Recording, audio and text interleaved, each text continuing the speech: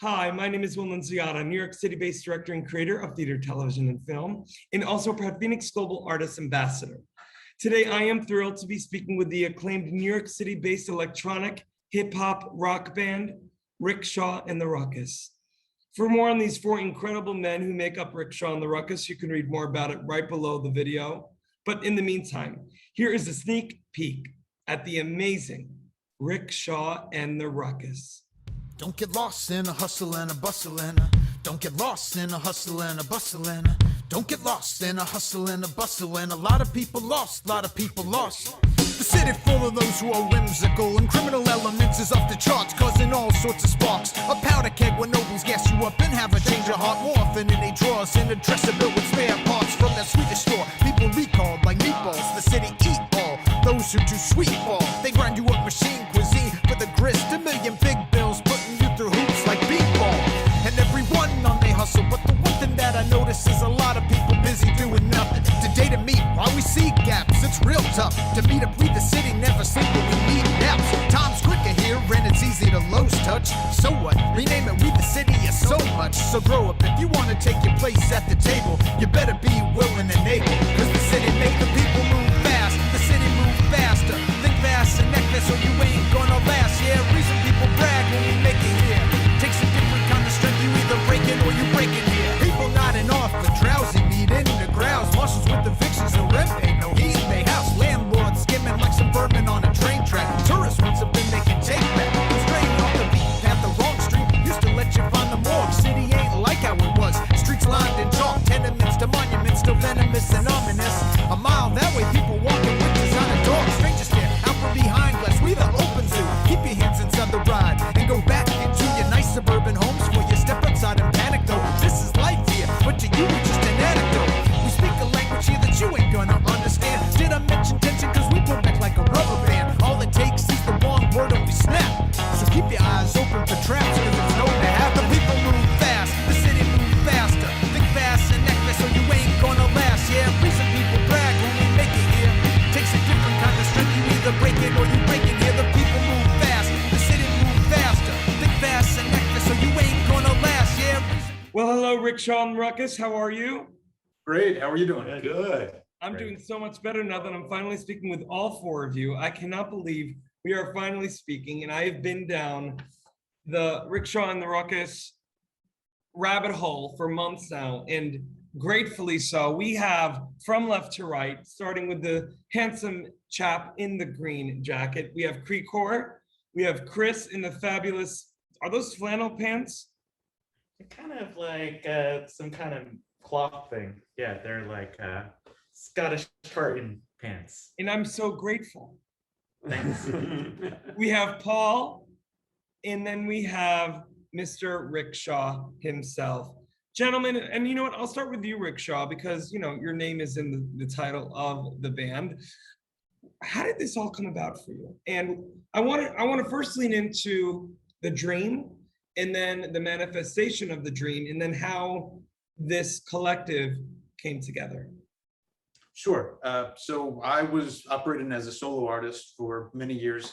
Always had this dream in the back of my mind of being with a band, but it just wasn't happening. So I just plowed ahead as a solo artist. And then through this chance coincidence, if you want to call it that, I ended up meeting Chris as I was getting ready to release a solo EP. And I wanted to do this album release party, but I didn't want to just perform to a karaoke track or anything like that. And Chris very generously said, well, I'm a bass player, I'll play with you. And I know a guitarist and a drummer, and let me see if they're interested too. So we started out with what was going to be just this one-off gig, and then we all got along. And so we decided to stick together. This is what I kind of consider a lightning in the bottle moment. I mean, just looking at the four of you optically, obviously four gentlemen from probably different walks of life, but also being able to add their own musical vibration and human vibration and musical sensibility to the pot. I'm curious for you, Chris, what you feel you add to this, dare I say, band of brothers. Yeah, I think what was really cool was that listening to Rickshaw's music, I thought there was a really cool way we could add more live instruments to it. and then adding a bunch of different kinds of genres and instruments and just making it really fun and having it a way where any song could be different than the other ones. And even though it's executed by all four of us, they all will have some kind of cohesion behind it. So I think that's what really kind of is part of the glue that keeps us as like a band of brothers. I love that. And for you, Paul, how do you fit into all of this? Well, I'm the newest member, so I'm not that drummer Chris was speaking of, or Tony was speaking of. I'm the second. But I feel like what I bring to the table. First of all, I was living in Atlanta, knowing I was moving back to New York City, and I saw their ad. They were looking for a drummer, and I just jumped on it. And we were talking and sending files back and forth before I ever left Atlanta. So in the first week I was in town, we had a rehearsal. And I feel like my background professionally, I've been playing drums professionally for 25 years, but it's been mostly jazz. So when I get together and I hear about how the music evolved during the pandemic's probably the most significant point, using home studios to create beats and ambiance and the melodies and stuff, and then putting it together with Tony's raps, with live music instrumentation, and then me coming into the scene, I kind of give a jazz flavor, I think, to the what's already an eclectic sound. And that's been fun for me because they give me license to just play away. Well, I love that. I'm even looking at all of you. You guys seem like that childlike wonder has never left you. And I'm wondering for you, Krikor, I want to know about your musical background. Where did you grow up and what do you think you're adding to the mix on a music standpoint? Well, I grew up in the area, but over in New Jersey, in the suburbs, which I was anxious to get out of as soon as I could.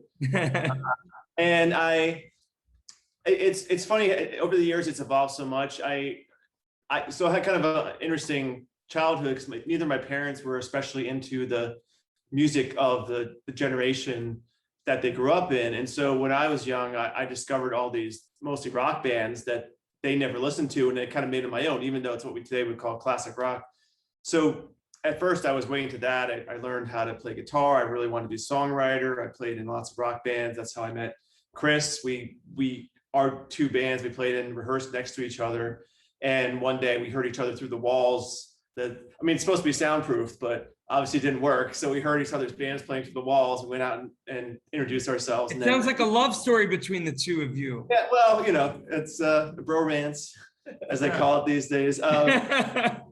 But we stayed in touch over the years when our bands would be out of town, in town, playing shows, whatever. And then we got back in touch and decided to start playing together again. And so for me, I'd always been a lead singer and a songwriter. And so it's really nice in this group that, we all are songwriters, but obviously Tony he's emceeing, he's writing lyrics. I don't have to worry about that part of it. I don't really have to, I sing sometimes, but I'm not glued to the mic. So getting to just be back there, play guitar or do keys or do something else, and being free to do that in this group has been great for me. And so I could kind of concentrate on that instrumental aspect of it. And I like to jump around on different instruments. So it's either guitar, keys, sometimes percussion. Just one song I play bass and Chris plays guitar. So it's nice to have those options and not feel tied to one thing. Well, Rikshaw, I feel like, and gentlemen, the other two gentlemen can either agree or disagree with me. But Rikshaw, I feel like everything begins at the top. And you obviously give permission for everyone in the band to be their best selves. And it seems like their best selves includes three fabulous artists, not just musicians, but artists. And I can feel with you, even through this Zoom, as a director, and you essentially, being the director or band leader, how you want to say it, but you're noticing that, my God, the ideas in the room at times must be so incredible that I cannot imagine you not having a best idea wins mentality. I'm curious what those collaboration sessions are like for you, Rikshaw, and we can go around, however you'd like to talk about. I just want to kind of eavesdrop in on what a jam collaborative session is like for you guys. Absolutely. My love has always been in lyrics. So that's where I have the most knowledge of. And I trust each of these guys with the instruments, multi-instruments that they each play. So when we have an idea and we get started, it's just all very open. And the goal really is what's going to make the song best. And I trust all these guys, and they're just so incredibly knowledgeable and multi-talented. We're all leaders. And it was really nice during COVID that obviously for a while we couldn't play together, and then it was harder to create. But what was great was that I have to give most credit to Chris here. He was working on GarageBand, sending out new demos all the time, and and then Tony was able to just throw down some lyrics on it, and we could already start building a song. And then they sent it to me. I add a little guitar magic or something like that, or even just sometimes I just love getting in there and mixing stuff, adding little hints of things here and there, just tweaking it. So it was really effective way to work when you couldn't really be together. But we wrote a lot of material that way, and now it's just a matter of actually getting it, doing a professional recording of it. But it's been a great way to collaborate with these guys. Something that was also really emotional to me. So we formed this band unknowingly before COVID started. Oh, really? So this was, wow. Yeah, our first show was November of 2019. That was that one-off gig, or what was going to be the one-off gig. Wow. And then we all decided to stay together, and then the world gets shut down. And in my head, I've wanted to be in a band forever. And now it's just going to get, I just pictured everybody would say, well, we can't play shows and we can't get together and practice, and none of this is safe. We'll just go our own separate way. And I just had this thing in my head that you just got this thing and it's going to be taken away from you by this world event that's beyond anybody's control. And I'm so glad that we all just got along well enough and decided to stay together and toughed it out and progress writing material through this period. Yeah, and I'm looking at Paul, who just got to the city, what, and you're all gonna stop? No, I want to do it for Paul. Paul, talk to me a little bit about how the pandemic was for you individually, but also as part of this collective, because I'm sure that through this pandemic, you all, even though apart, grew closer. So March of 2020, I released my first record as a leader with a jazz quintet, Summit Records, and came out in March of 2020, which was exactly when COVID kind of began to garner national attention, and shortly thereafter policies where everything shut down. So needless to say, it was a bust of a release in many ways, no live performances. And then a few months into the pandemic, after 3 months of not being able, we were actually in Manhattan, my wife and I. After 3 months of not leaving our building, we decided, all right, we have a kid in Atlanta, one in Florida, let's go back home. And we did that. And the second we got our second dose of the Moderna vaccine, again, we looked at each other and said, it's time to go back. And it was in that same week that I found these gents via, what was it like? Craigslist. Yeah. And several emails, we shared files. I shared what I've been up to. They shared what they've been up to. And it was a fit. And man, we were back in the city within 2 months. And then within that first week of being back, we rehearsed, hit it off, and have just been running since. That's amazing. That's incredible. That is, talk about, I'm not even Jewish, but dare I say Basher, Chris, I want to know for you, my friend, what that first rehearsal was like back. That first rehearsal where all four of you were in the room. Paint the picture for me. That's a great question. It was just really nice not to have to collaborate with a screen. It was so nice to do things, have things unfold in real time. Especially as musicians and performers, we live off of energy in the room. I think that's so important. And as far as how I connect with other people, it's through playing music.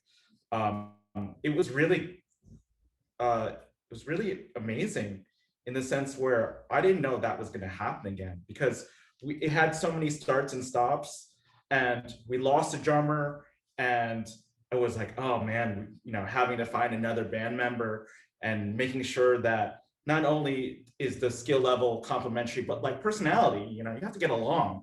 You're spending so much time with each other that you want to make sure that everyone gets along and communicates on the same level. So it was a big relief for me, as far as like, especially having so many songs that were in the computer, in the can. And the way I kind of make an analogy out of it, they're kind of like sketches. They're rough sketches of what a musical idea is.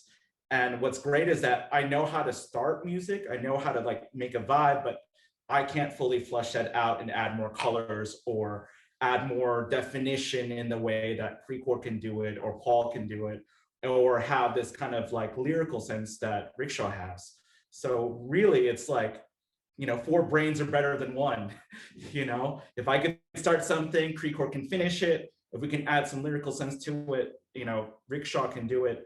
And so I'm just really grateful. I'm just really glad to still play music.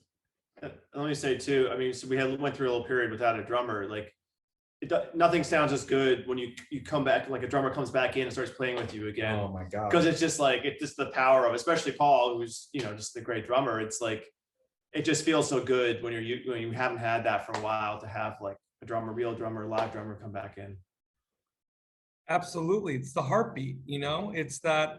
I get it. I remember, performing in front, whether it was an orchestra or a 5-piece or an 8. I mean, that drummer can make or break a vibe. Listen, I guess my final question for all of you, well, actually, before I ask it, I want to let everyone know, for more on the incredible Rikshaw and the Ruckus, you can read more about them right below this video.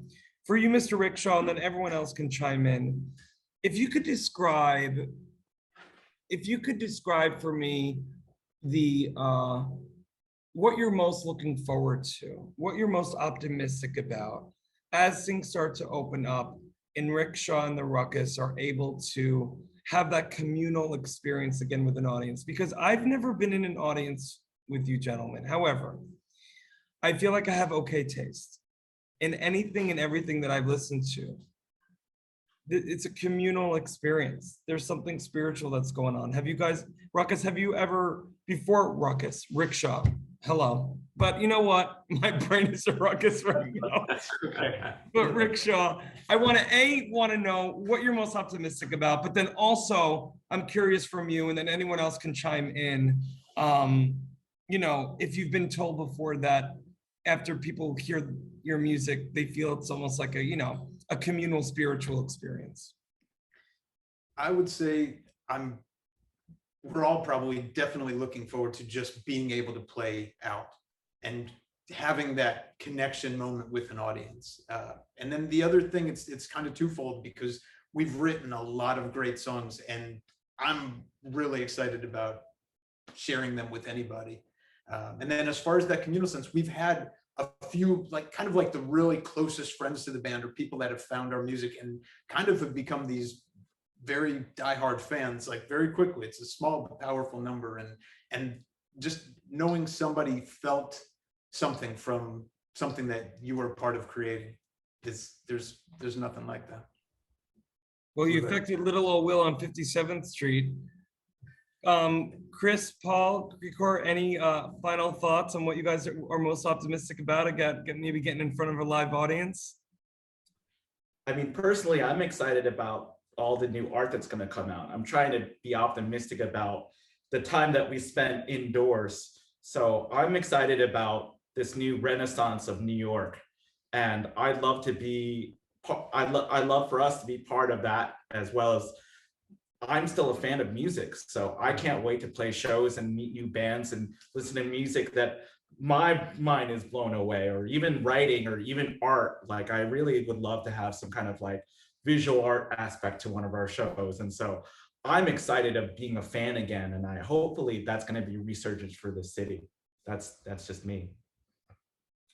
Yeah, I feel like there's a service involved when we as musicians make a commitment to polish what we do, and then take it out for others to hear.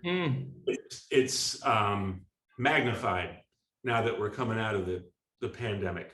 And so there's, for me, the satisfaction will be being able to just give it to as many people as possible, particularly those who are, if we're fortunate, are going to be hearing music for the first time after the pandemic. So there's a real service element to being musicians and sort of ambassadors of culture. And so I'm excited about that, getting it out there, playing for as many people as possible.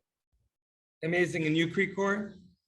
Well, I'll just say that there was a point, I don't remember when it was, it might have even been, I guess it must have been months and months ago, where we were in our practice space, it was even last year. It was one of those moments when things had calmed down and I guess we had vaccines or whatever it was, but we had a time we were in our practice space and we just like 3 friends came by and hung out in there and watched us play. And I just remember like all of a sudden my energy level was up. I was jumping around a little bit. I was playing. I was like, and I realized, oh, we have an audience. It was only 3 people, which, in New York, actually, sometimes that's a big crowd, but That's right. But just having a few people there, all of a sudden it just brings you into a different level of how you feel about the music and how you express it. So, when we have a regular show again, it's I think it's just going to be way higher than that. I'm just really looking forward. Absolutely. Well, listen, you're talking about a newfound sense of gratitude that, again, I've spoken with bands all over the world and they're feeling this need for connection now more than always. And also similar to what you gentlemen spoke about, the excitement of not only you guys releasing these babies out into the world, but also to be a part of, like you were talking about, Chris, this newfound renaissance. We look in our history of times of disease and dis-ease in the release of beauty, of these little mini phoenixes risings. And I am so excited that Rikshaw and the Ruckus are going to be one of those phoenix risings. And I'm so grateful to be a fan now. And I can't wait for you guys to start to even rise even more, not only through the social media app, but right here in, the greatest city in the world. Thanks, man. Thank you very much. Well, listen, gentlemen, I'm so grateful for your time today. And I thank you so, so much for joining me today. And Thank you. Thanks. Yeah, Will, thanks for having us. God bless you all and speak to you soon.